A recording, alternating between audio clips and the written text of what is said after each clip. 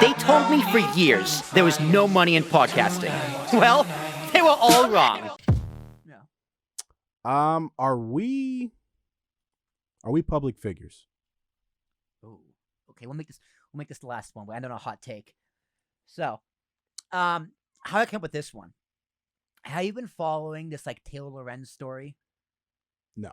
So Taylor Lorenz is a journalist for the Washington Post, a millennial, what have you, if you think that's important, who had a story a few weeks ago on like CNBC or NBC or whoever, about how as a journalist you get harassed and doxxed like all the time.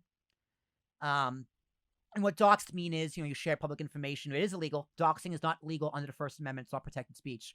So like she's been harassed online by people, which obviously is bad, but you're a public figure. You're a journalist. That's part of the job, in my opinion. Now, I don't like that you're being harassed. I'm sorry you're being harassed, but complaining about it and like saying, oh, woe is me, is just like, well, what do you expect? Like, you're getting death threats. Any good journalist gets death threats. So recently, last week, she put out a piece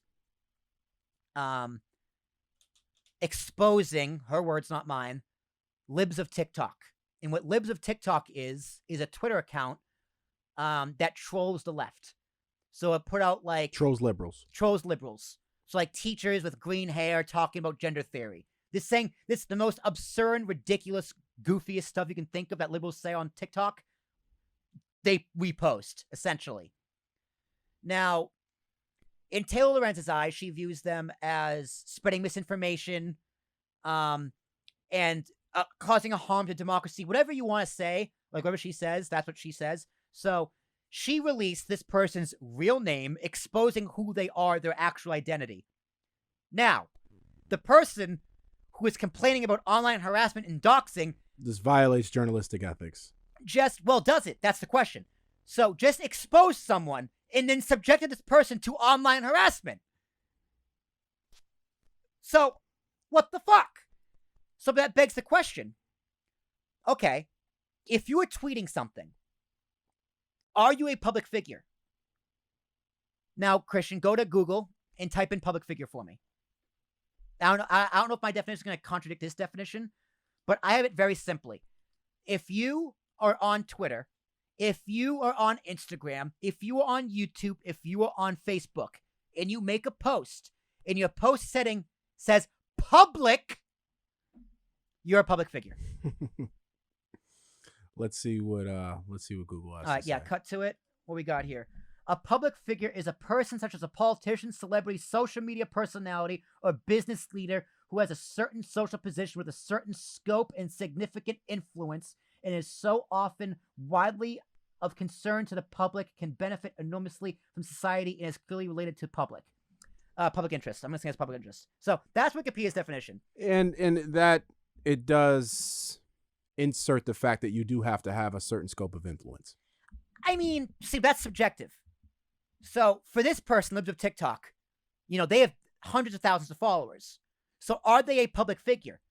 Yes, 1,000% they are public figures. Yes. Am I a public figure?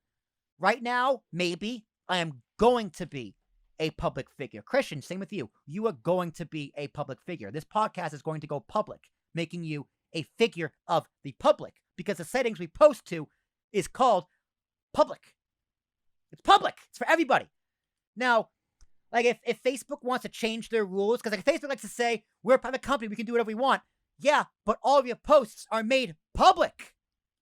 Meaning everybody. Meaning, put a camera back at me because I'm going on a rant here. Meaning everybody can see it. Meaning it's the public square. Social media is a public square. It's a public utility. Why? Because your settings are public. Now, if I have a private Instagram account and my setting is to private, that's different. I am now a private citizen. If my tweets are private, that's different. I am a private citizen. But I don't know why this is so hard for people to grasp. If you post something to be the status of public, you are a public figure. And you are subjected to the critiques and the violations of what it means to be a public figure. And if you cannot handle what it means to be a public figure, which means, hey, you might get death threats. But guess what? It's on the internet. If you get death threats in the mail and someone knocks on your house, you should probably be a little more concerned. But if I get a death threat in my Instagram DMs, I'm just going to block them. That's it. I definitely agree. If you have a certain amount of followers, you have 10,000 followers, 20,000 followers, 100,000 followers. 100 followers. You have a scope of influence. Yes. You are influencing the people who follow you. Even if it's just your friends, family, and your mother. It's all social programming. Yeah. Yeah. But yeah, you're definitely a public figure. Now, back to Taylor Lorenz, she exposed this libs of TikTok for their real person. So, did she dox? In my opinion, no. She didn't dox. Doxing is like if I gave your personal phone number and put it on Instagram in public, it's like, hey, text this person, he's a fucking asshole. Text him how much of an asshole he is. But she just revealed who he was. Yeah, she revealed her identity. So apparently lives with TikTok as a woman. Okay. Now, she's a public figure. So what she did isn't technically illegal, at least in my opinion. But is it unethical? Maybe. Because Taylor Lorenz is saying, the public has a right to know who this person is as a public figure, as someone who is spreading misinformation. Now, I go, why? Why does the public need to know who this real person is? What does this person's true identity actually add to the story? Right. It serves no purpose but to generate animosity towards a specific person. Exactly. The only purpose it serves is for people to go and harass that person. So that said, I'd say she probably did cross an ethical line. She definitely crossed ethical lines. I agree. Because that person was posting with the desire to be anonymous. However, if you're posting to public, just because you want to be anonymous does not mean you get to be anonymous. That's just not how it works. So yeah, me and you, man, we're definitely public figures. And anyone who gets to be a guest on this podcast, guess what? You're also a public figure.